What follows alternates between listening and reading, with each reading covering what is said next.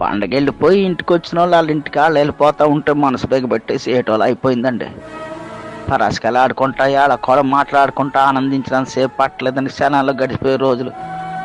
భీమవరం పందింకోళ్ళని పంది అయ్యాక పచ్చడెట్టేసినట్టు బంధువులు వెళ్ళిపోతూ ఉంటే దుఃఖంతో మనసు పచ్చడి చేసినట్టు అయిపోయింది. మళ్ళీ వీళ్ళంతా ఎంతకాలానికి వస్తారు.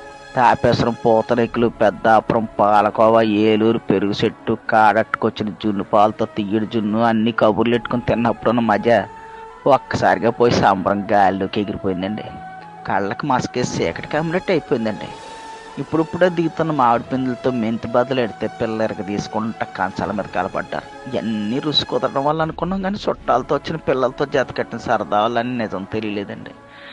అదే పచ్చడి పుట్టెడితే బొడ్డోళ్ళు ఎవరు కంచం వైపు రావట్లేదు.